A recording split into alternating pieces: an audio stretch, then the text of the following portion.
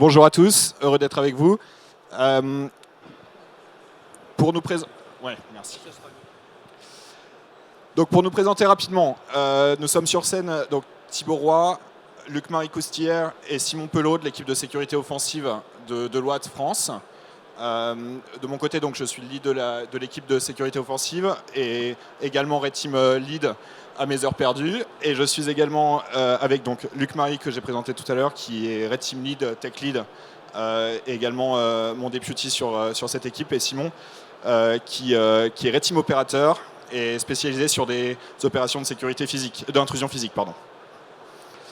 On va vous présenter aujourd'hui une présentation sur les opérations Red Team. Et l'idée, c'est de vous ouvrir un petit peu les portes de notre Red Team. Donc, on va appeler ça une Red Team à cœur ouvert. Donc, l'idée, c'est d'aller dans... Voilà, rester un peu avec nous sur le début, les bases du Red Team. Un petit peu qu'est-ce que c'est, pourquoi, qui, comment. Et puis, on va rapidement rentrer dans les détails. Donc, l'envers du décor, d'un point de vue infrastructure, organisationnel, matériel. Quelques axes spécifiques, des focus méthodologiques et quelques rétex, ainsi que quelques fails, parce qu'on aime bien ça. Et on conclura par une session de questions-réponses. Alors, commençons par la Red Team. Alors, je ne sais pas si tout le monde est bien au fait du terme Red Team. Il est assez galvaudé. C'est un terme qu'on utilise globalement pour regrouper les capacités de sécurité offensive. Mais ici, nous, on va parler d'opération Red Team. Donc la partie numéro 3, la partie à droite de la présentation. Et il faut bien la différencier des deux autres approches qu'on a mis ici, et par extension aussi d'autres approches dont je vais parler également. Les scans de vulnérabilité, c'est automatisé. Il n'y a pas d'aspect exploitation, il n'y a pas d'aspect métier. On couvre un grand périmètre, un large spectre. Et l'idée, c'est vraiment d'identifier le plus de vulnérabilités possible avec cette approche-là. Les pentests, il y a un aspect d'exploitation, il y a un aspect de chemin d'attaque. C'est focalisé sur un système spécifique ou un composant, et on cherche d'aller le plus loin possible, identifier des vulnérabilités critiques. Et le Red Team, il y a une approche scénario d'attaque.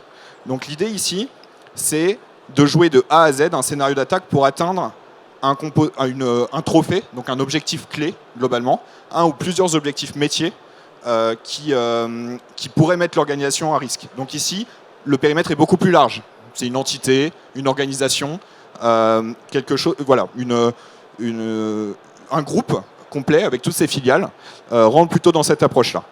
Et on a aussi l'approche Purple Team. Je ne sais pas si ça parle pour certains. Le Purple Team, c'est très proche du conseil. Notre approche sur le Purple Team, elle n'est pas dans le challenge des capacités de détection, ça c'est le Red Team. Le Purple Team, c'est accompagner les capacités de détection et de réponse à s'améliorer. Donc on joue avec eux, on rejoue, c'est itératif. Mais ce n'est pas l'objet de cette présentation aujourd'hui.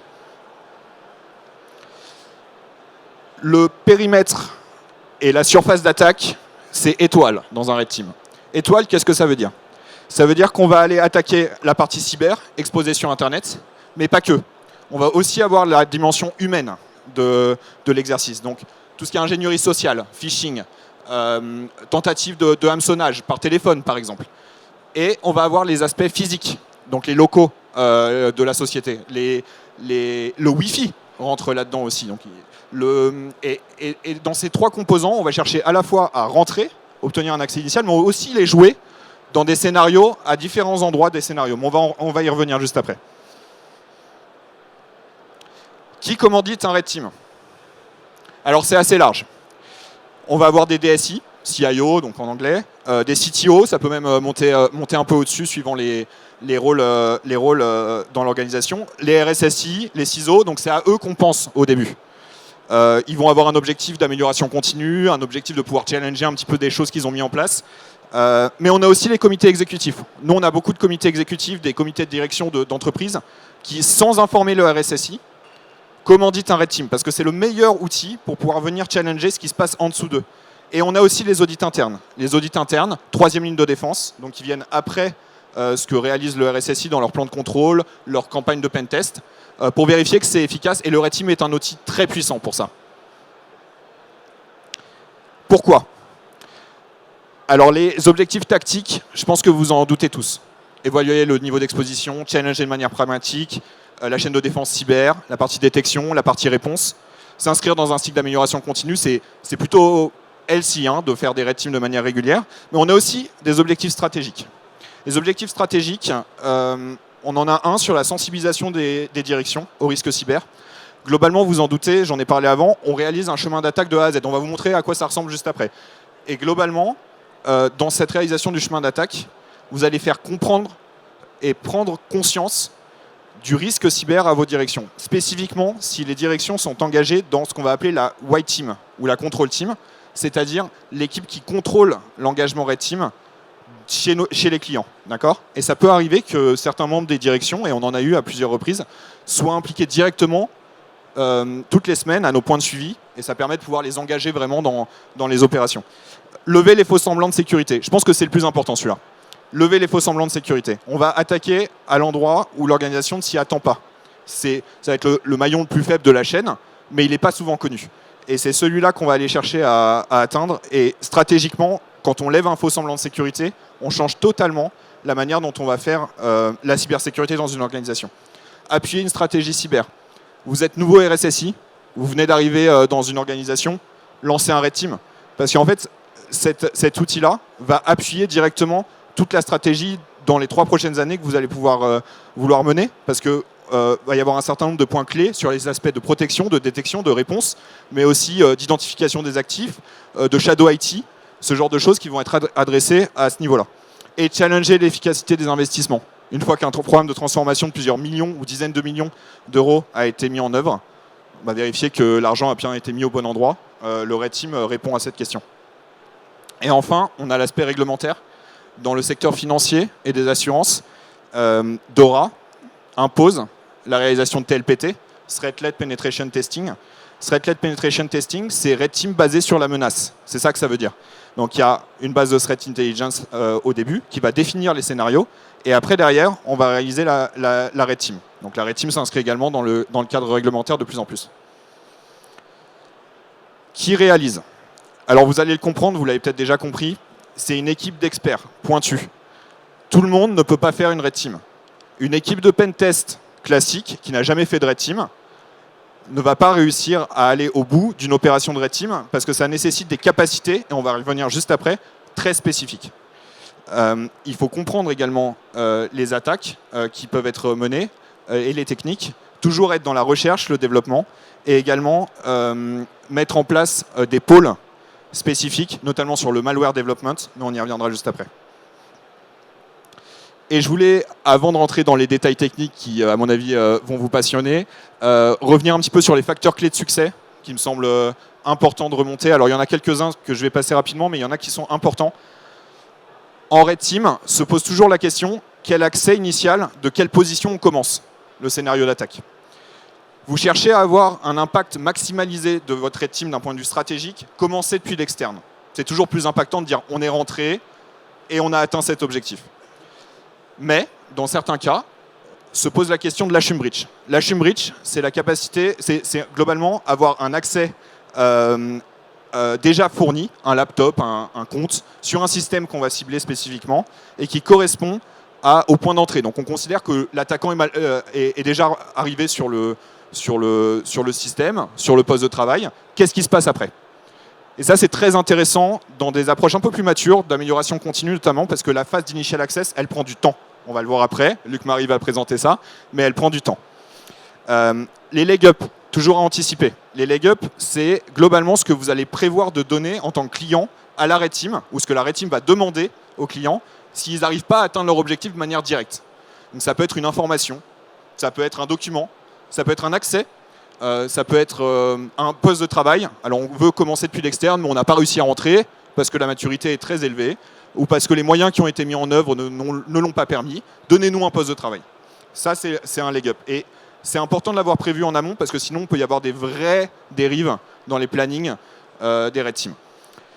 Le vrai niveau de sophistication. Attention, une Red Team, elle est bonne pas si elle arrive à simuler un attaquant étatique. Alors oui, ça aide.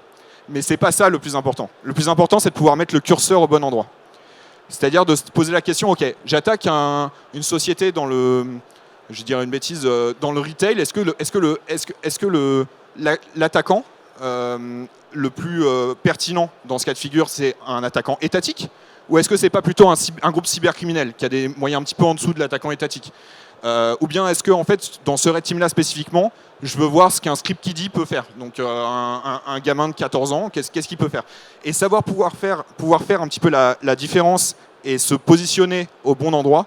Ça, c'est la vraie maturité d'une red team. La détection, parlons un peu de la détection. C'est un petit peu l'événement redouté dans un red team. Hein. On cherche, en tant que red teamer, on cherche à tout prix à ne pas être détecté. Mais la détection, elle fait partie intégrante de la red team. C'est super important de se faire détecter à un moment donné. Et se faire détecter, bon d'accord, une fois qu'on a atteint nos trophées, c'est mieux. Mais même si on ne les a pas atteints, on peut jouer avec ça. On peut jouer avec la détection en évaluant les capacités d'éradication, si on a mis des persistances à plusieurs endroits par exemple. Et dans tous les cas, il faut finir par une détection. Donc nous, on aime beaucoup faire des phases de détection volontaires. On va aller exprès générer du bruit. La dernière semaine de test, par exemple, ou les dernières 48 heures, pour pouvoir voir à quelle vitesse on nous sort. Et c'est souvent des résultats intéressants, mais on y reviendra dans les fails derrière. Et enfin, l'engagement. Donc la fin d'exercice et l'engagement des parties prenantes. 2 points que je voulais aborder spécifiquement. Dans la fin de l'exercice, il y a toute une phase de faire redescendre la pression. Donc, c'est un exercice quand même assez agressif hein, pour des équipes de défense, un red team, c'est nécessaire, mais c'est agressif. Et donc, il faut faire redescendre la pression. Il faut rentrer dans un mode d'accompagnement une fois qu'on a fini la red team. Donc, tout ça passe par des ateliers, par des moments où on va partager de manière très ouverte, on va échanger sur les axes de recommandation. Ça, c'est super important. S'arrêter juste avec un rapport, on a loupé la moitié de l'exercice. Et l'engagement des parties prenantes, c'est à la fin, évidemment, mais c'est aussi durant l'exercice. Si on a l'opportunité d'avoir, comme je disais, des membres de la direction dans la white team, dans l'équipe qui contrôle le red team, ça permet de pouvoir les engager directement dans qu'est-ce qui a mal marché, pourquoi, etc. Et ça fait partie aussi des facteurs clés de succès. Et donc pour conclure, le succès d'un exercice ne se mesure pas uniquement à l'atteinte des flags, mais aussi à la maîtrise de ces 6 dimensions qui nous paraissent pour nous très importantes.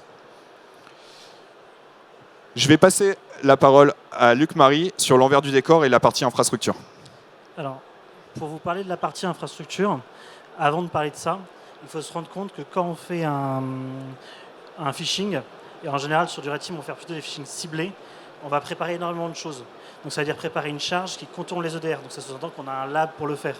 On va identifier en fait un événement, quelque chose qui se passe dans l'entreprise, pour profiter de ça, pour être passé dans du courrier légitime. Ce qui marche par exemple sur certains clients, c'est des scénarios qu'on a joués sur pas mal de clients, c'est trouver un événement qui est fait chaque année ou un événement sur lequel la communication parle énormément. Très souvent, les communications dans les entreprises prennent des libertés sur la façon dont elles envoient les mails. Elles sont parfois remontées comme étant des phishing, même par les utilisateurs internes de l'entreprise. Et du coup, c'est un peu de profiter de ce genre de situation pour trouver un événement et s'inscrire dans la communication de l'événement, dans la temporalité. Et donc, on peut faire ça. Quand on a fait ça, après, on prépare les C2, on prépare un faux site qui va ressembler au vrai site. Et donc, on va préparer tout ça. Tout ça pour pouvoir faire le scénario qui est juste ici. Donc, c'est-à-dire qu'on envoie un mail comme un attaquant normal. On va cibler en réalité que quelques personnes. C'est-à-dire qu'on va cibler d'abord peut-être 3-4 personnes. On montera en puissance 10 jusqu'à peut-être 20 personnes. Mais on ne va pas dépasser ça parce que dans une entreprise, les gens sont entraînés. Plus on cible de personnes, plus on a un risque que le mail soit remonté. Et après, une fois qu'on a réussi à envoyer les mails, alors passer les sécurités mail, hein, d'ailleurs, si c'est ça votre inquiétude, c'est assez simple. Un mail, c'est facile à délivrer dans une boîte mail dans l'entreprise, même si on a de l'anti-phishing. Et une fois qu'on fait ça, on va mettre forcément un petit captcha ou autre chose pour empêcher les bots d'aller venir sur le site. Donc s'il y a un bot qui vient sur le site, on renvoie vers le site légitime. Si jamais on détecte que c'est un utilisateur, donc ça c'est fait avec des challenges.js ou avec du captcha, on va passer à la suite. Passer à la suite, en l'occurrence, ça veut dire télécharger de façon automatique un fichier ISO qui s'affiche comme un PDF plus ou moins. Et du coup, si un utilisateur n'est pas très attentif, il va l'ouvrir et il va avoir 2 choses qui vont se passer. Il va avoir en fait un fichier PDF qui va s'ouvrir face à lui, et de l'autre côté, il va avoir une charge qui s'exécute. Ça, c'est quelque chose qui a été très utilisé par les groupes d'attaquants, où c'est une technique qui est connue. Certains EDR vont la détecter, d'autres non, et même quand il y a la détection, il y a des moyens en fait, de tweaker en fait, la technique pour les contourner. L'autre chose aussi, c'est qu'en général, on peut aussi mettre un formulaire d'authentification pour récupérer des creds en plus. En fait, là-dessus, on a plusieurs histoires assez rigolotes parce que quand on met le formulaire et qu'on télécharge la charge automatiquement, plusieurs fois, on a eu des SOC qui ont détecté le phishing et ils se sont arrêtés à « je change les mots de passe » parce qu'il y avait un formulaire. Et ils n'ont pas analysé ce qui a été téléchargé correctement. Et du coup, en fait, l'opération a pu continuer alors qu'ils avaient détecté le phishing. Et ça, c'est arrivé plusieurs fois, parce que l'analyse de phishing, ils en reçoivent tellement qu'en fait, ils vont commettre des erreurs là-dessus. Donc c'est toujours très intéressant, ce genre de scénario-là, même si très souvent on se dit le phishing, ça passe pas. En réalité, un phishing ciblé, ça passe assez bien. Alors du coup, ça c'est ce qu'on voit et c'est un peu l'envers du décor. Mais derrière, ça veut dire quoi? C'est-à-dire que d'un point de vue infrastructure, à minima, on va avoir un C2. On va avoir aussi au moins une machine de test dans laquelle on va avoir un EDR. Si on a fait une reconnaissance, on va peut-être avoir l'EDR du client exactement. Donc on va pouvoir tester les bonnes configurations, les bons outils qu'on prépare. Ça dépendra en fait de l'information qu'on arrive à récupérer. Ça, c'est un lab qu'on essaie de laisser caché. Du coup, on va avoir en fait une autre partie, c'est les services exposés. C'est-à-dire c'est tous les services qui vont être visibles d'un point de vue de l'attaqué ou du client.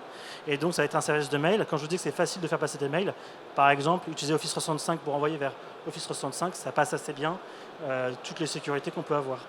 On va avoir aussi en fait différentes typologies de redirecteurs et de apps pour héberger la fausse application.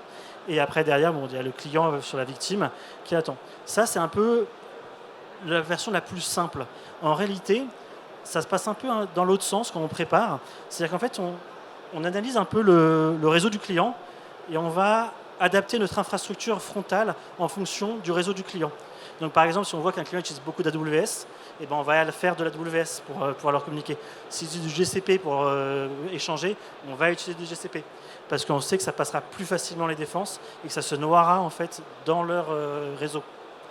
Et donc, en fait, plus en fait, on fait des missions, plus on vient en fait, changer et adapter, à améliorer en fait, tout ce qu'on peut mettre en frontal en fonction des cas de figure qu'on a pu avoir. Après, on vous a montré en fait, quelque chose d'assez simple en termes de lab. En fait, le lab de test, ça peut être un Active Directory entier, ça peut être plusieurs dizaines de machines, avec aussi des proxys de sécurité, il peut y avoir beaucoup de choses. Et après, on va avoir un réseau de C2. En général, on n'a pas qu'un seul C2. On peut avoir un C2 pour des Linux, on va avoir un C2 classique, parce que c'est le C2 que tout le monde utilise quasiment, donc par exemple Cobalt Strike. Ça peut être aussi d'autres types de C2 qui sont moins connus, pour justement avoir d'autres typologies de détection. Tout ça, c'est super, mais c'est long à déployer. Donc forcément, c'est dans du cloud ou c'est dans des infrastructures on-premise. Aujourd'hui, la plupart des red teams font ça dans du cloud. Et du coup, il faut avoir aussi en fait, gérer en fait, des VPN d'accès pour les red teamers. Et pour automatiser tout ça et en fait, éviter les erreurs, on va en fait, faire de la CI/CD comme nos clients. Donc, c'est-à-dire qu'en fait, on déploie tout en infra as code parce qu'un red teamer, il est très bon en technique, il est très fort en sécurité. Par contre, ce n'est pas forcément le meilleur des admins. Et donc, quand il va faire du déploiement, il va être prône à des petites erreurs, exposer un SSH, exposer quelque chose qu'il ne faut pas. Ça arrive à plein de red teams, on s'en aperçoit, parfois on rattrape l'erreur, mais du coup, le fait de coder en CI/CD et de faire en fait, de l'Ansible, du Terraform ou toute autre chose, ça permet en fait, de gommer cette erreur-là qu'on peut faire sous la pression souvent, qu'il faut changer l'infrastructure, il faut développer quelque chose, il y a un truc qui ne marche pas, on change des choses, et ben, ça permet en fait, d'aller gommer en fait, cette partie-là. Ça, c'est vraiment d'un point de vue phishing. Après, en fait, en réalité, une infrastructure de Red Team, ça ne permet pas de faire que du phishing. Donc, on va avoir toujours ces deux mêmes réseaux où on va voir le client. Pareil, le client, ce n'est pas qu'une machine. Il va y avoir en fait, des proxys, il va y avoir d'autres choses qui vont rentrer en jeu dans la connexion vers le serveur, vers le PC du client.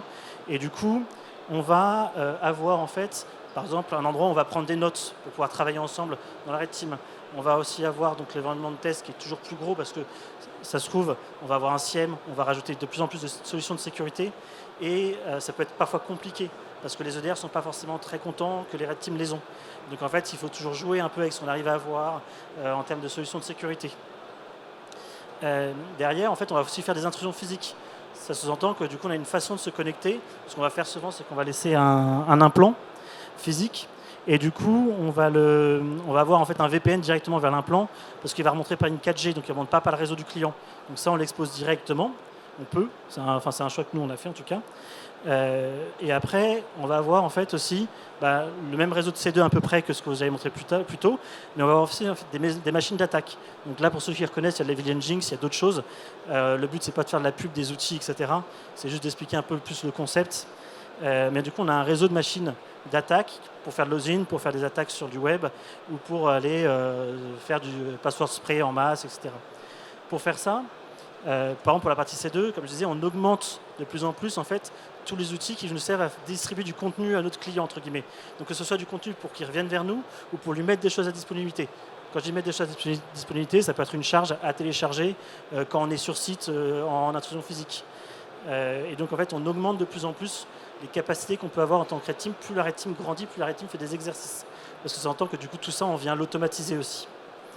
Mais ça veut aussi dire qu'on va en fait utiliser des réseaux de proxy, des réseaux de VPN pour masquer nos IP. Et pour pas qu'en fait, si jamais il y a une détection sur la partie externe, on vienne se faire bloquer et qu'il y a une plainte, par exemple, contre la souscription principale qu'on utilise. L'autre intérêt de faire ça, de séparer en fait la partie frontale du client et la partie back-end, ça veut dire qu'en fait, la partie back-end, on va venir être beaucoup plus propre et on va pouvoir gérer les données aussi. Et donc, on ne va pas laisser les données dans ce qui est front-end. Parce que la partie front-end, elle est très... en fait, elle peut disparaître en une semaine. Par exemple, on détecte qu'un phishing on détecte qu'un phishing a été vu, on supprime tout directement. Et du coup, tout disparaît. Et donc, d'un point de vue du client, c'est déjà arrivé qu'il ait vu que toute l'infrastructure a disparu, il s'est dit, j'arrête là mon investigation. Il n'y a plus rien. C'est déjà arrivé. C'est pas le comportement normal. Mais, donc, le but de cette infrastructure-là, c'est qu'elle soit très volatile. Et donc, en fait, on va venir rien stocker dedans et on va la générer de plus en plus de façon automatique. Tout ça, c'est qu'une partie en réalité de l'infrastructure, parce que c'est de l'infrastructure par client. Donc, ça veut dire qu'en fait, l'automatisation est vraiment clé en fait, dans la Red Team, parce que déployer tout ça à chaque fois pour chaque client manuellement, ça va coûter très cher pour le client. Et donc, en fait, il faut investir beaucoup sur la partie automatisation pour être de plus en plus pertinent dans les Red Team. J'ai commencé à vous parler un peu d'intrusion physique, parce que du coup, on utilise des implants, et ça, c'est un peu plus la spécialité de... Merci. Comme l'infrastructure, donc un autre moyen justement de récupérer un accès au réseau de l'entreprise, c'est à travers les intrusions physiques. Et donc comme une infrastructure, on a besoin d'énormément de matériel pour pouvoir s'équiper et jouer différents scénarios. Et donc globalement, on n'a pas eu tout dès le début, on s'est équipé petit à petit en fonction des situations rencontrées, des clients, des opportunités qu'on avait. Mais globalement, voilà un peu notre arsenal actuel. Et ça va contenir différents vêtements et des tenues pour se faire passer pour des agents d'entretien, des SIAP ou autres, et déclencher d'autres scénarios. Ce qu'on va pouvoir avoir aussi, qui est très important, c'est au milieu, c'est justement l'imprimante à badge. Généralement, via l'OSINT, on récupère énormément de photos de badge d'employés. Et donc, avec cette imprimante-là, on va pouvoir justement reproduire exactement le visuel le plus fidèlement possible d'un badge employé. Et donc, encore une fois, ça ne va pas nous permettre de rentrer, mais à partir du moment où on est rentré, ça va permettre de légitimer un peu notre présence. Et potentiellement, il y a moins de personnes qui vont se poser des questions justement sur qu'est-ce qu'on vient faire là. Et on investit donc pas mal sur notre matériel, mais également sur nos compétences. Donc on a pu faire des habilitations électriques, notamment si on a besoin d'intervenir dans des salles stockant du matériel électrique ou autre. Et également tout ce qui est ouverture fine et crochetage. Donc on a pu faire des petites formations. L'idée, c'est pas de faire de nous des experts qui ouvrent absolument toutes les portes, mais si jamais on identifie une petite serrure ou un petit cadenas qui est facilement ouvrable, et potentiellement ça peut nous débloquer des situations, et ça l'a déjà fait, notamment avec les petits coffres à clés qu'on retrouve assez bien, et un client avait laissé un badge d'accès dedans, et donc en fait en 30 secondes on a pu l'ouvrir et récupérer un accès à l'entreprise. Et du coup, effectivement, donc on peut avoir tout ça. On a pas mal de matériel qui coûte quand même assez cher. Par exemple, pour l'intrusion physique, on a ce qu'on appelle des topolinos. Donc ça permet d'ouvrir globalement des cylindres. Ça coûte 500 € et ça permet d'ouvrir un seul type de cylindre. Donc c'est très pratique, mais ça coûte cher. Et l'idée, c'est effectivement de s'équiper petit à petit à travers nos intrusions. Autre chose aussi, c'est qu'on a pu déployer nos implants, donc ce que justement précisait Luc-Marie. Donc globalement, c'est les équipements qu'on va pouvoir déposer dans les réseaux internes des clients et qui va nous permettre d'avoir un accès à distance. Donc globalement, ça tient dans la main. C'est un petit ordinateur avec une clé 4G et des grosses antennes pour capter le Wi-Fi. Et l'idée, quand on va s'introduire physiquement, ça va être de déposer cet implant-là soit sur le réseau directement d'une entreprise, derrière un bureau, sous une imprimante ou autre. Et à partir de ce moment-là, on va pouvoir justement continuer les opérations à distance. On a d'autres matériels un peu plus spécifiques, comme le Proxmark pour tout ce qui est NFC. On a une Alpha, une Pineapple si on a besoin d'attaquer du Wi-Fi. On a également tout ce qui est Bash Bunny et Rubber Ducky si on a accès à un poste déverrouillé pour exécuter globalement très rapidement des saisies clavier et compromettre un PC. Et on va avoir aussi justement des clés USB vérolées avec un implant qu'on va pouvoir dissimuler. Ce qu'on aime bien faire, c'est justement les laisser brancher sur une imprimante. Généralement, un employé va les récupérer, va vouloir l'ouvrir pour regarder ce qu'il y a dessus. On met un nom de fichier assez aguicheur et ça nous permet de compromettre comme ça le poste. Alors vous l'avez vu sur 2 dimensions, ou même plus que 2 dimensions, la partie phishing, la partie infrastructure d'attaque, la partie physique. En fait, une Red Team, c'est un peu plus compliqué que 2 personnes full-time sur un engagement sur une période indéterminée. En fait, il y a une équipe, c'est vrai. Il y a un Red Team lead, il y a un Red Team opérateur, mais en fait, il y a des subject matter experts. En fait, il y a des pools de personnes qui sont experts sur un sujet.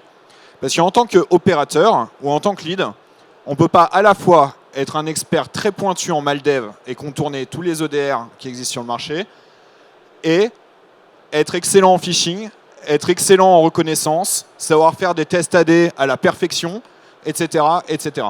Donc les opérateurs Red Team, ils ont des compétences de base sur tous ces sujets-là, et ils ont leur domaine d'expertise, mais ils s'appuient de manière ponctuelle et chirurgicale sur un pool d'experts qui gravitent autour de la mission, qui vont intervenir une semaine, quelques jours, et qui vont pouvoir apporter l'expertise nécessaire. Et c'est pour ça qu'on parle d'équipe pluridisciplinaire. Et c'est un point voilà, qui nous semble important. Et c'est comme ça qu'en fait on construit l'équipe. Pour construire cette équipe, on se base sur 3 piliers. Et vous savez à quel point une équipe de sécurité offensive elle est volatile. Je ne sais pas si, voilà, parmi vous, il y en a qui ont peut-être changé plusieurs fois de boîte et qui sont des pentesters ou anciens pentesters, qui savent qu'il y a des moments où l'équipe elle va bien, et il y a des moments où il y a un changement de management, un rachat, des objectifs de marge, un changement dans la manière dont les pentests sont vendus, etc. et qui font que l'équipe se désagrège. Et nous, c'est un sujet important, la rétention et la manière dont on va mettre en place un cercle virtueux dans l'équipe pour continuer à développer les pools d'expertise dont je parlais juste avant et garder le savoir-faire en fait et développer cette équipe de manière saine. Et donc il y a l'expertise, le processus de recrutement, la sélection. Ça peut être vraiment un sujet important si on recrute des personnes qui ne sont pas au niveau. Et à l'inverse, il faut attirer des talents. Donc il y a un sujet de sélectivité en fait, naturelle qui est important. Il y a la rétention donc, sur l'animation de l'équipe, le sens du partage, les investissements en outillage, en R&D, etc. qui sont importants. Il faut mettre les bons moyens en place pour ça. Et il y a surtout la flexibilité. C'est un point qu'on pense assez peu. Mais en fait, que ce soit sur les pentests ou sur les Red Team, et c'est moi qui gère le planning de l'équipe, donc je sais très bien de quoi je parle, il y a un vrai sujet de savoir être flexible. Quand il y a une détection, quand il y a une crise chez le client, quand on doit pouvoir faire intervenir last minute un expert en Active Directory parce qu'il y a une petite problématique, l'AD en fait il est un peu plus dur à péter que ce qu'on pensait, et ben, il faut pouvoir last minute faire intervenir quelqu'un, interrompre la mission, être en capacité de pouvoir mettre l'équipe sur autre chose, sur du R&D par exemple, c'est souvent la réponse. Et cette dimension de flexibilité pour moi elle est hyper importante parce qu'elle résout pas mal d'autres dimensions liées notamment à la rentabilité de la mission, liées à la charge qui lui est allouée, à la déception de devoir s'arrêter trop tôt, ce genre de choses. La flexibilité de notre planning permet d'y répondre. On va faire quelques focus maintenant. Alors, en général, le point de départ d'un Red Team, c'est qu'on a juste le nom du client. C'est pas grand-chose. Et en fait, beaucoup ont parfois tendance à se dire on lance directement dans des tests techniques. Donc on va chercher les IP qui sont liés à ce nom-là, on va chercher tout ça. En fait, il faut prendre un recul et essayer de comprendre c'est quoi le groupe qu'on cible. Parce que quand on va cibler par exemple une multinationale, il va y avoir beaucoup d'entités. Et donc en fait, la première chose à faire, c'est comprendre la structure juridique. Ça paraît bizarre, mais en fait, il faut. Donc ça veut dire comprendre, est-ce que c'est par exemple une boîte qui est en bourse, et donc est-ce que je vais avoir facilement des informations, ou est-ce que je dois aller les chercher de façon difficile? Si elle est en bourse, sous quel cadre? Est-ce qu'elle est obligée de publier en fait l'entièreté de ses entités, ou est-ce qu'elle doit publier que les entités où elle possède 50% et plus? Il faut comprendre ça, parce que ça permet de savoir quelles sont les actions qu'on a besoin de faire pour trouver toutes les entités. L'importance de trouver les entités, c'est que derrière, en fait, des actifs numériques, ils sont rattachés à ces entités-là. Ils sont rattachés à des noms, ils sont rattachés à tout ça. Et donc, en fait, c'est l'une des premières étapes à faire. La deuxième étape, c'est comprendre qu'est-ce que ça veut dire une filiale qui est on à 100% et une qui est à 90%, une qui est à 50%. C'est très important parce qu'en fait, il y a des contrats d'associés et dans beaucoup de cas, la boîte elle-même n'a pas la juridiction pour contrôler la sécurité de certaines entreprises qui sont dans leur groupe. Donc ça, c'est la première limite qu'on va atteindre dès le début de la mission sur la Red Team. C'est que, en fait, bon, pas comme un attaquant irait quand même, mais la personne en face de vous, parfois, n'est pas autorisée légalement à vous autoriser à faire des tests sur certaines entités qui sont dans son propre groupe. Et parfois, eux-mêmes, qui commanditent le test, n'ont pas cette compréhension-là. Et donc, quand on leur lève la question dès le début, ils sont un peu embêtés. Et ce qui est assez gênant avec ça aussi, c'est que parfois ça nécessite en fait une expertise assez pointue, parce qu'il y a des cas de figure particuliers, notamment en France, où parfois une boîte qui est possédée à 95% par une entreprise, et ben, si l'État a 1%, il peut être décideur, et du coup, c'est pas la boîte qui a la sécurité à la main de l'entreprise. Enfin, la sécurité de la filiale n'est pas à la main de l'entreprise. Et donc en fait, il faut comprendre cette partie-là, parce qu'avant de se lancer, il faut savoir ce qu'on est réellement autorisé à faire et ce qu'on n'est pas autorisé à faire. Parce que même si on cible un attaquant, il y a quelques limites de ce qu'on fait. Par exemple, la question qui revient à chaque fois, on liste les CSE et on dit, est-ce qu'on a le droit? Bon, c'est toujours non. Mais on demande à chaque fois, on ne sait jamais. Et c'est des cas de figure qui sont propres à la France, mais en fait, c'est la même chose dans les autres pays. Donc, dès qu'on tape une multinationale, et bien, en fait, on rentre dans un niveau de complexité qui est très difficile à maîtriser.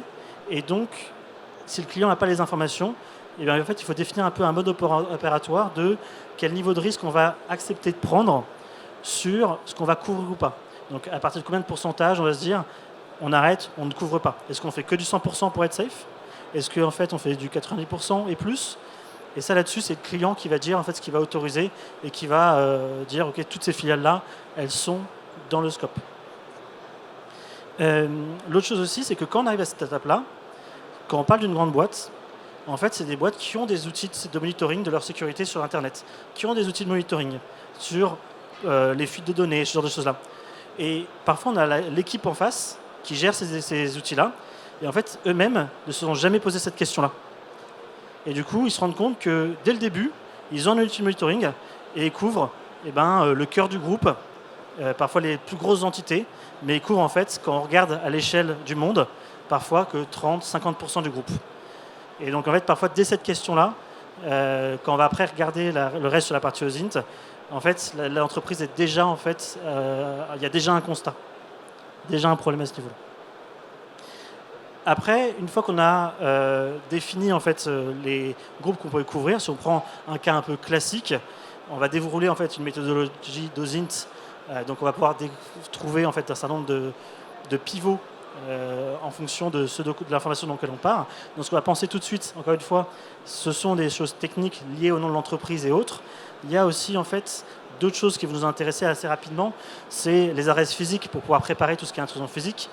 Il y a tout ce qui est les personnes pour tout ce qui est phishing, et il y a aussi les marques. Alors les marques, parfois ça surprend un peu, mais en fait une marque, quand elle est déposée, une entreprise va parfois créer un site web spécifique, et parfois c'est la communication, parfois c'est quelqu'un qui ne le fait pas correctement. Donc il enregistre ça qu'avec un nom de domaine qui est propre à la marque. Et donc ça permet en fait de trouver des assets liés à une marque qui sont parfois difficiles à trouver. Et donc ce listage de marques, il y a des repos pour ça, etc. Ça permet en fait de trouver un peu ces assets-là qui parfois peuvent passer à la trappe. Et donc c'est un peu ça. Donc, sur une marque, on va avoir des IP, des certificats, on peut avoir d'autres choses. D'appuyer un nom de domaine, on peut avoir des certificats, des identifiants, d'autres choses. Alors on ne montre pas tout parce qu'il y a énormément de choses en fait, qu'on peut trouver, il y a énormément de pivots. L'objectif, c'est pas de montrer tout ce qu'on peut faire en termes de pivots.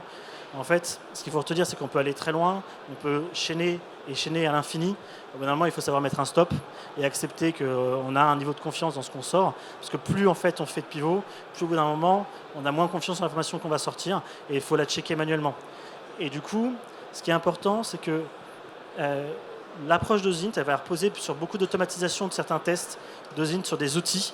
Mais comme on repose sur des outils, parfois sur des bases de données aussi, ça nécessite en fait de challenger ces résultats-là de façon constante. On repose sur une base de données, on voit un nouvel outil qui utilise une autre base de données, comparer les résultats des deux bases de données. Donc en fait, dès qu'on fait des OSINT, on a en fait des listes d'outils, de choses qu'on veut tester, comparer, et on vient comparer les résultats à chaque fois. Parce que c'est très compliqué de comparer si on n'est pas sur des cas réels.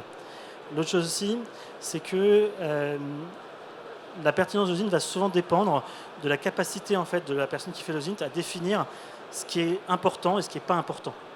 Et en fait, ça, c'est un peu du flair ou de la maîtrise en fait, de ce que c'est qu'un réseau d'entreprise pour comprendre est-ce que cette information-là, il faut que je continue à chercher ou est-ce qu'en fait, c'est perdu. Est-ce que ça ne sert à rien. On va avoir en fait, des cas de figure où, justement, où parfois on va avoir en fait, des gros outils de monitoring qui sont leaders sur le marché et qui vont couvrir une entreprise. Et en fait, on va trouver par exemple des noms de domaines internes qu'on va pouvoir liquer parce qu'on a trouvé par exemple la classification de la donnée chez le client et en faisant des regex basés là-dessus, on va trouver des documents. Et en fait, l'outil initialement qui est automatique n'avait pas cette intelligence d'aller chaîner en fait, différentes choses, etc. Et donc, il faut réussir en fait, à emmagasiner beaucoup d'informations pour tirer en fait, des mots-clés qu'on va réussir à réutiliser, chaîner et réutiliser dans tout le reste. L'autre chose aussi, c'est que la partie de OSINT, c'est en fait c'est une phase qui est extrêmement importante parce que si elle est mal faite, ça veut dire qu'on loupe un site web, on loupe un service. Donc un site web, un service, c'est une RCE potentielle. C'est en fait un service potentiellement, si vous ne le trouvez pas, et ben c'est là où en fait il y avait le point d'entrée. Et l'autre chose aussi, c'est qu'en OSINT, il y a énormément de techniques qui ne donnent jamais de résultats. Et en fait, elles sont du coup pas très utilisées. Mais c'est ces techniques-là qui vont donner ce que personne ne trouve. Parce qu'en fait, sur 10 missions, elles ne vont rien donner. Par contre, sur la 11e mission, vous aurez un résultat. Et c'est le résultat que personne n'arrive à remonter à lier à l'entreprise. Parce que en fait, c'est très compliqué. Et qu'il faut faire cet effort-là en fait, de trouver les techniques un peu moins utilisées, moins connues. Et juste se dire faire du Shodan, et j'ai fait mon OSINT sur la partie infrastructure, c'est pas ça. Voilà, c'est pour ça, si tu me permets un commentaire là-dessus, qu'on va aussi loin, nous, en OSINT. Parce que aller creuser des RCE sur des services qui ont déjà été creusés par des dizaines de milliers de bots, ou des red teams avant nous, ou des attaquants qui ont ciblé le groupe, ça pourrait marcher, mais la probabilité de succès est assez faible. Alors que trouver quelque chose qui est exposé, en fait, que personne n'a trouvé avant parce qu'ils n'ont pas utilisé les bons pivots, là, il y a une chance de succès bien plus élevée. Donc passons maintenant à la méthodologie un peu sur l'intrusion physique. Donc la première phase, la plus importante, c'est le cadrage. Globalement, on va discuter avec le client et ça va nous permettre de définir tout ce qu'on a le droit de faire ou de ne pas faire pendant l'intrusion physique. Typiquement, de la destruction. Est-ce que j'ai le droit de couper un barbelé, couper une barrière, un cadenas ou autre pour permettre mon intrusion physique? Généralement, il dit non, ils sont assez friands. Donc en tout cas, on sait que ça exclut tous ces scénarios-là.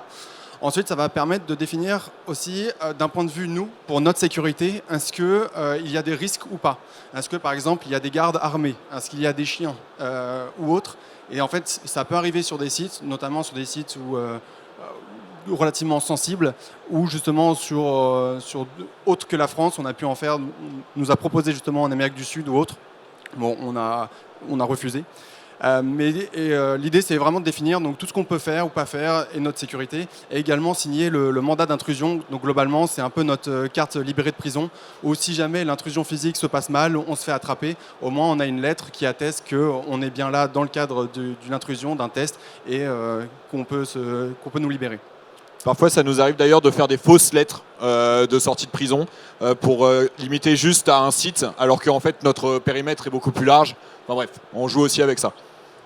Donc une fois qu'on a pu définir tout ça avec le client, la seconde phase, ça va être la reconnaissance en ligne. Donc globalement, via tout ce qui est GeoSynth, ça va être identifier un peu et repérer le site du client. Donc ça va être assez simple pour certains sites, notamment sur Google Maps, Street View, commencer à faire des tours, identifier les axes d'entrée des employés, identifier si on peut voir des caméras de sécurité, des systèmes de surveillance ou autres. Et généralement, ça nous permet déjà d'avoir une première vision du niveau de sécurité et du maturité du site en question. Et comme ça, on va pouvoir récupérer plein d'informations. L'autre chose, ça va être récupérer justement tout ce qui est document qui a été publié par l'entreprise. Ça peut être notamment tout ce qui est guide de nouveaux entrants. Généralement, c'est accessible en ligne. Et en fait, ces guides, généralement, contiennent des plans assez détaillés de l'entreprise, du site, avec justement les zones type le restaurant, les pauses café, des salles de réunion, des conférences. Et donc, nous, ça va nous permettre de récupérer des informations pour s'imprégner un peu du lieu et comprendre justement dans quoi on va mettre les pieds. Une fois qu'on a fait cette reconnaissance en ligne, on va aller sur place. L'idée, c'est déjà de confronter un peu tout ce qu'on a pu identifier, s'assurer que c'est bien à jour. Et donc cette phase-là, elle dure entre 1 à 3 jours. Et donc bon, globalement, on reste dans la voiture à surveiller les entrées, les venues des employés, comment ils sont habillés, la couleur de leur tout de cou, le badge effectivement, les dispositifs de sécurité, que ce soit les rondes de garde, les systèmes de contrôle d'accès, les portes, est-ce que c'est de la pleine hauteur ou des tourniquets simples. Bon, voilà, récupérer un maximum d'informations. Et l'idée, c'est qu'à partir du moment où on a fait une bonne reconnaissance en ligne et physique, on va avoir globalement une bonne vision de tous les scénarios et ce qu'on va pouvoir faire, tous les mécanismes de défense. Une fois qu'on a défini ces mécanismes de défense, on va pouvoir définir justement nos scénarios d'intrusion. Les scénarios, généralement, on les classe en 2 catégories, donc sur une petite matrice, en fonction de la probabilité de succès. Donc si je joue ces scénarios, est-ce qu'il a de fortes chances de me permettre de rentrer ? Et la probabilité de détection. Parce que, encore une fois, si on rentre avec un bélier à travers la porte, oui, on va rentrer, mais on ne va pas pouvoir faire nos opérations par la suite. Donc c'est vraiment juger justement, permettre le scénario qui a le plus de chances de fonctionner tout en limitant le risque de détection pour qu'on puisse ensuite atteindre nos objectifs. Et sur cette phase, on les fait valider aussi avec les clients une dernière fois. L'idée, c'est qu'ils s'assurent que pour notre sécurité à nous, encore une fois, il n'y a pas forcément de danger, il n'y a pas de risque qu'on n'aurait pas identifié. Et s'assurer que également le client se rendra disponible au moment de l'intrusion. Donc ça peut être très tôt le matin, très tôt le soir, la nuit ou autre. Et en fait, on a besoin que le client reste joignable si jamais justement les équipes de sécurité qui nous interceptent, qui nous attrapent, l'appellent en fonction de son nom défini dans le mandat d'intrusion. Ils puissent répondre pour justement confirmer et attester de notre présence et de la légitimité. Et donc ensuite, on va pouvoir jouer le scénario. Globalement, on a 2 types de scénarios qu'on privilégie. Le premier, c'est l'intrusion un peu directe, où globalement, en fait, il y a un défaut au niveau de la sécurité périmétrique du site, et donc on va pouvoir en abuser. Que ce soit une barrière pas suffisamment haute ou une barrière posée sur de la terre, ça c'est déjà vu, on creuse en dessous. Donc vraiment, identifier un peu tous les scénarios et l'exploiter de cette façon-là. Et la seconde, c'est plutôt via ingénierie sociale. Arriver avec les bras chargés, demander à quelqu'un de nous retenir la porte, demander à quelqu'un de badger pour nous, et ça marche assez souvent encore, et c'est justement une autre approche qu'on peut avoir. Mais tu me corrigeras pas si je dis qu'on préfère quand même l'option 1, qui limite quand même l'interaction avec les gens et maximise les chances de succès. Effectivement, ouais, c'est celle qu'on fait le plus. Et donc une fois qu'on a réussi à rentrer dans un monde idéal où tout s'est bien passé, on va pouvoir justement atteindre nos objectifs. Et en fonction de la mission, globalement les objectifs pour nous vont être d'accéder au réseau et de déposer notre implant. Donc après, une fois qu'on est rentré sur le site, il faut rentrer dans les différents open space, les bâtiments. Et donc là, ça va dépendre effectivement s'il y a d'autres contrôles d'accès ou autres, et si on peut faire du tailgating et emboîter le pas de quelqu'un ou pas. Mais l'idée, ça va être vraiment de récupérer un accès au réseau, une prise Ethernet, brancher notre implant, et à partir de ce moment-là, on pourra sortir justement du site. Ce qu'on aime bien faire, c'est justement attendre la pause repas. Comme ça, à midi, 13h, il n'y a plus personne dans les open space. Et en fait, ça nous permet de se balader un peu librement. Et une fois sur 2, on trouve encore des PC un peu déverrouillés. Et donc, pour nous, c'est jackpot. On a notre clé USB dans la poche, on peut la brancher, compromettre le poste. Et c'est l'équipe qui prendra la relève qui seront très contents de ça.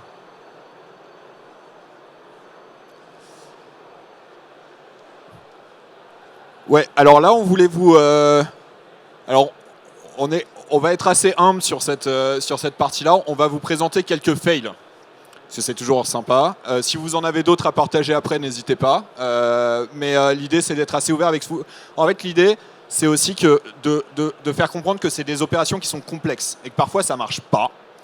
Et parfois, du coup, c'est l'opportunité pour nous d'améliorer les choses. Donc, on va vous en partager quelques-unes. Donc le premier, effectivement, quand le civil devient agent de sécurité. Donc c'est arrivé qu'en fait on est rentré sur un site, mais pour rentrer on avait besoin d'escalader une barrière. Et en fait cette barrière elle était globalement au milieu d'un champ. Et il se trouve que de l'autre côté du champ il y avait une maison, une habitation. Et cette personne, en nous voyant escalader la barrière, s'est demandé ce qu'on a fait et a appelé la police. Donc ce n'est pas les équipes de sécurité du client qui nous ont repérés, mais c'était la gendarmerie de l'autre côté qui nous demandait globalement qu'est-ce qu'on faisait là et pourquoi on escaladait cette barrière. Pourtant, il n'y avait personne à côté, mais bon. Un autre souci, c'est justement donc, les intrusions physiques où ça marche super bien. On a réussi à rentrer, déposer notre implant en 30 minutes. Tout s'est super bien passé. On appelle nos équipes, on dit c'est bon, vous avez bien l'accès à notre implant. Et là, ils nous disent non, on ne la voit pas. Donc forcément un peu embêtant. Et donc là, généralement, on est chez le client en train d'essayer de débugger. Donc parfois, c'est PC sur les genoux avec notre implant devant ou autre. Donc ça peut être assez compliqué en fonction de la situation. Ou alors, justement, ce qu'on préfère, c'est laisser l'implant, le ramener, débugger sur place, chez nous, et revenir le lendemain en jouant généralement le même scénario. S'il est passé une fois, il y a de fortes chances qu'il passe une deuxième fois et réimplémenter notre implant. Et un autre également sur l'intrusion physique, la reconnaissance physique qui coûte cher et qui se passe mal. Donc on était justement en Espagne, un peu au fin fond de l'Espagne, on avait fait notre reconnaissance, on avait vu un site pas très mature, on s'est dit parfait, ça va être super sympa. C'était justement un site d'assemblage, donc on y allait vers 3h30, 4h pendant le premier shift. On est arrivé sur place et en fait il y avait une barrière qu'on n'avait pas vue. Donc on se dit, bon, la barrière elle n'est pas très haute, elle fait 1m50, 2 m, on va l'escalader. Il se trouve que la réception a été un peu douloureuse et j'ai perdu quelques chevilles sur ce coup-là.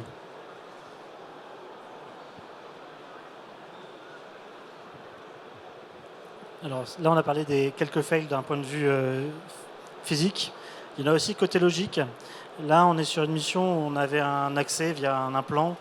On est un implant sur un poste du client. Donc c'est une super situation parce que du coup, on est en interne. L'un des red teamers utilise sa machine pour faire des tests. Et en fait, à un moment, on ouvre un SOX parce qu'on avait besoin de lancer des outils. L'un des outils qu'il avait besoin était sur une Kali. Donc il lance sa Kali. Le hostname de la Kali, c'est Kali. Et du coup, sur le réseau, il y a le nom Kali qui est passé. Et le SOC surveillait ce mot-clé. Donc détection immédiate. Parce qu'un abus de confiance sur le hostname de sa VM. Alors c'est très bête, mais je pense que ça peut arriver à plus d'un. Et c'est arrivé à plus d'un. Alors là, c'est un cas de figure un peu particulier. En fait, dans une des intrusions, il y a un employé qui a trouvé un keylogger qu'on avait laissé. Vous savez, c'est des petits implants là, qu'on met entre le clavier et le poste. Qu'il a trouvé, en fait, qu'il a utilisé comme prétexte pour obtenir une indemnité en fait de fin de contrat sous prétexte d'espionnage. Alors, il n'était même pas branché sur son poste pour le coup, et donc on a dû faire intervenir un huissier et détruire le keylogger avec une pince coupante. Pince coupante. Alors, ça c'est en fait, dans celui-là, il y a un double fail. On travaillait avec un client qui est un client qui était japonais il nous avait autorisé en fait sur pas mal de ses filiales que lui-même nous avait donné. Il nous a dit celle-là c'est bon, vous pouvez, c'est les nôtres, 100% on est sûr. On avait quand même fait une vérification, comme on a vérifié c'était bon. En fait on est 1 mois et demi plus tard et on trouve une RCE sur un serveur. La RCE est très simple, tellement simple que en fait quelqu'un avait mis un web shell. Donc en fait on arrive dessus, on voit un web shell, on se dit mince, il y a déjà quelqu'un. Là on regarde nos informations, on lit à quelle filiale l'asset est lié, on regarde la filiale. Par conscience, on fait une recherche sur Google et en fait on s'aperçoit que la filiale vient d'être vendue. Donc il y a déjà quelqu'un et on n'est plus chez le client. Donc là on contacte le client pour lui demander est-ce que en fait, les diligences sont terminées. Il nous dit oui, c'est plus chez moi. Alors fort heureusement, comme Deloitte a du réseau, on connaissait le RSSI. qui avait racheté cette filiale-là. Donc on lui a communiqué les infos. Voilà, c'était un peu moche. Et c'est pour ça qu'on vous parlait de certaines importances de vérifier les filiales dans la partie OSINT. Alors, ça c'est aussi autre chose. On vous a dit que quand on arrive à la fin d'une opération, on veut déclencher une détection. Parce que ça crée de l'interaction, ça va tester les process, les personnes. Et donc c'est super important parce que c'est très difficile à tester pour une entreprise. Et donc, ça nous est arrivé plusieurs fois, malheureusement, de déclencher des détections et de ne pas réussir. En fait, on commence à monter en bruit et on n'est pas détecté. Et on fait ça parfois dans des horaires un peu de nuit pour tester l'astreinte aussi. Donc, imaginez-vous l'équipe de Red Team qui est à minuit, qui se dit je vais lancer mes trucs, à 1h du matin c'est fini, je peux aller me coucher. Il y aura la détection, on aura des escalades avec le client. Il y a le client aussi qui est au courant, qui est debout. 3 heures plus tard, pas de détection. Et on dit au client, on a tout essayé, on a mis les outils de pentest dessus, on a lancé un bootdown, on a lancé des scans réseau comme on pouvait, on a fait un DC sync, on ne sait pas quoi faire. Qu'est-ce qu'on fait? Et donc là, on a deux options, c'est soit on continue pour aller le plus loin possible, pour enfoncer le clou, soit le client décide de désescalader et d'attraper son socle le lendemain. Mais il y a des cas de figure comme ça où parfois on s'engage pour se dire voilà, ça a duré 2-3 heures sur la détection. Au final, ça dure un week-end parce qu'on a choisi de continuer l'exploitation. Ça nous est arrivé malheureusement plusieurs fois. Enfin, ouais. C'était très intéressant et le retour après était intéressant de pourquoi ça n'avait pas fonctionné. Mais c'est parfois très surprenant. Parce que parfois on déclenche vraiment l'EDR, on se fait détecter par l'EDR et on se fait bloquer. Et on est même allé, pour se faire détecter sur l'un des rétifs qu'on a fait, on est allé jusqu'à faire pop des trucs sur la machine de l'analyse, quoi, parce qu'on n'arrivait pas. Et donc, à force, il s'est dit qu'il y a un truc qui n'allait pas. Et donc là, il y a eu détection. Mais c'était un peu tard.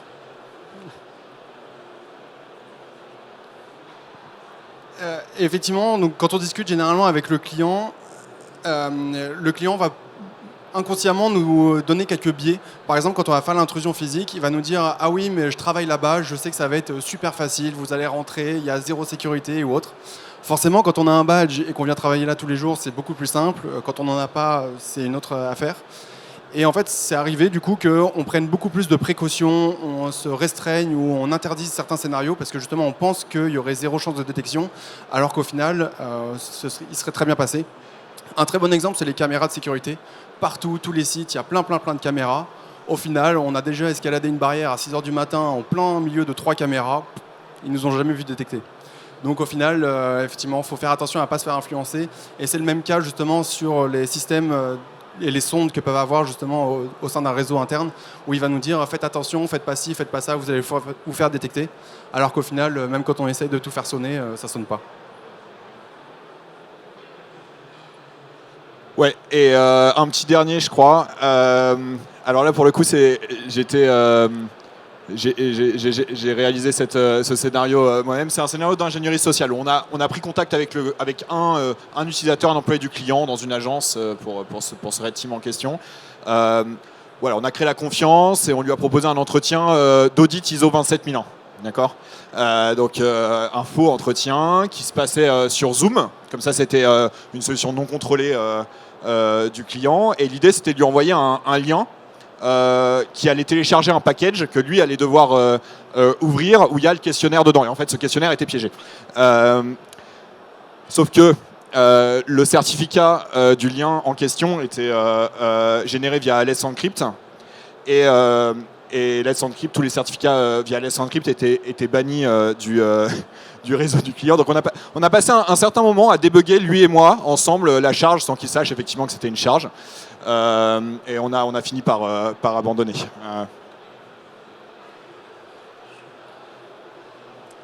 Ouais, on arrive presque au bout de l'heure. On vous avait préparé quelques rétextes sur des scénarios, mais avant qu'on rentre là-dedans, je pense que c'est intéressant d'ouvrir sur quelques questions. Et si on a un peu de temps, on prendra 5 minutes effectivement pour vous présenter un ou deux scénarios. Ouais. Voilà, il reste 6 minutes, donc s'il y a des questions, sinon on continue, on a 2-3 éléments à vous partager en plus. Ouais. Est-ce qu'on a des questions? Comme ça, voilà, plusieurs même, à côté. Bonjour, merci pour votre présentation, c'est super. Moi, je me demandais combien de temps en moyenne entre le début de la reconnaissance et la première intrusion physique? Alors, en fait, très souvent, on a tendance à jouer l'intrusion physique un peu à la fin de la phase d'exploitation externe. Parce que si on se fait attraper pendant l'intrusion physique, c'est dévoilement de l'exercice. Alors si tu te fais attraper pendant une exploitation externe, c'est quelqu'un qui a exploité un serveur. C'est pas la même chose, c'est pas le même bruit. Et donc en fait, si on est dans un cas où ils ne savent pas qu'il y a une red team, on a tendance à la jouer le plus tard possible. Alors que parfois, c'est le truc le plus rapide. Mais si on veut bien faire l'exercice, on va le faire le plus tard possible. En tout cas, c'est l'approche qu'on prend très souvent. Parce que parfois aussi, c'est l'approche qui intéresse le moins le client. Là, l'intrusion physique, il y a des clients qui se disent « ça va rentrer, j'ai pas de NAC, ça va rentrer, ça m'intéresse pas tellement. Par contre, pour pas te donner d'initial access et pour l'intérêt du scénario d'avoir quelque chose de complet, on va le jouer. » Et pour répondre aussi à la question de, à partir de la reconnaissance GeoSint jusqu'à l'intrusion physique, en règle générale, c'est entre 5 et 10 jours, entre voilà, le début de la reconnaissance externe sur la partie physique et l'intrusion. Bonjour, merci pour la présentation. J'entends votre explication sur la différence entre un test d'intrusion et une red team, même si je ne suis pas sûr que sur le marché ce soit clair pour tout le monde. Donc deux questions. La première, c'est comment vous faites pour valoriser le test d'intrusion et la red team sans dévaloriser l'un par rapport à l'autre?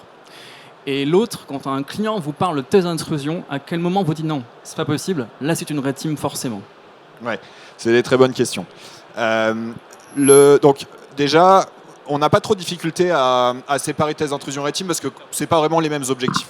Et on arrive assez facilement à se dire voilà, vous voulez découvrir des vulnérabilités, c'est un pen test. Et les exploiter et aller au bout des choses, c'est un pen test. Vous voulez challenger toute la sécurité d'un point de vue organisationnel, procédural et technique d'un ensemble de systèmes, c'est un red team. Maintenant vient le moment délicat où le client, alors nous c'est plutôt dans l'autre sens, nous demande un red team, mais sur un système très précis, avec l'implication des équipes de détection, avec une durée de 2 semaines. Donc bon, on commence à se dire, voilà, c'est plutôt un pen test que vous voulez faire, avec peut-être une petite dimension détection. Voilà. Alors, le cas inverse nous est arrivé quelques fois, effectivement. Là, c'est plutôt des clients, pas forcément au niveau RSSI, mais plutôt au niveau direction, qui, eux, veulent challenger leur sécurité. Et ils disent ils veulent un pen test. Mais en fait, effectivement, eux, ce qu'ils veulent, c'est plutôt un red team. Ils veulent un red team parce qu'en fait ils veulent challenger le dispositif de sécurité, ils veulent pas tester un système et donc on le requalifie de cette manière là. Toute la difficulté c'est l'enveloppe budgétaire, c'est le nombre de jours associés et c'est des discussions qu'on a et puis on sait aussi restreindre. Il y a l'idée d'Hashum Breach là dont je parlais tout à l'heure est très utile lorsqu'il faut restreindre un peu l'exercice. On skip l'initial access, on considère que l'attaquant est déjà rentré, ça permet quand même de gagner un petit peu de jours. Voilà, on joue comme ça. Bonjour, merci pour cette présentation. Est-ce que à aujourd'hui vous êtes en capacité de pouvoir utiliser le dark web pour récupérer des informations, des choses comme ça? Analyser le dark web, c'est ça que tu as dit? Alors en fait, il y a beaucoup de mythes aussi, ce que c'est que le dark web, etc. On va utiliser des outils qui vont permettre de le faire. Par exemple, aujourd'hui, c'est une nécessité, par exemple, sur tout ce qui est leak de mots de passe.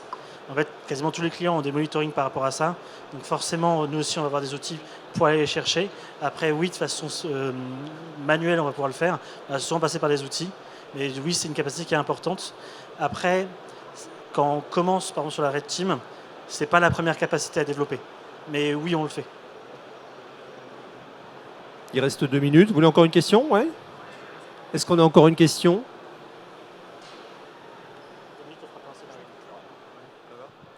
Là encore. Ah, oui. Et après, je conclurai. Alors, facile ou pas, de manière concrète et pragmatique, quel est pour vous l'apport des trucs qu'on appelle IA en Red Team? Et je dis ça avec 12 guillemets, on est d'accord? Merci pour la question qu'on attendait un petit peu. Alors, l'IA, déjà dans les pen tests, c'est quelque chose qui va arriver de plus en plus. Pour nous, déjà, la première réponse, c'est l'IA en pentest aujourd'hui, et c'est notre position. Ça correspond à un junior pentester qui sort d'école, pour l'instant.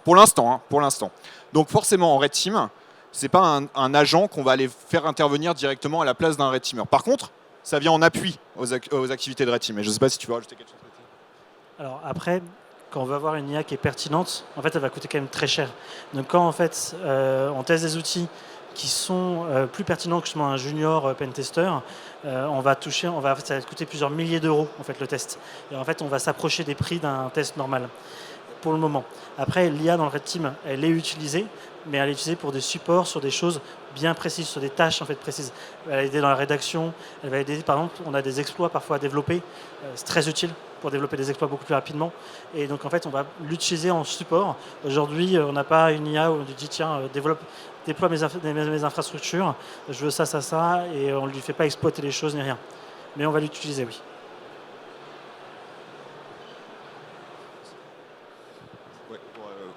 Du coup, on va s'arrêter là, nous, parce qu'on arrive à la fin de l'heure. Merci beaucoup à tous. J'espère que c'était utile. On a voulu se voiler totalement. Il y a plein d'autres facettes qu'on n'a pas présentées. On se retrouvera sans doute sur un sujet Purple Team l'année prochaine.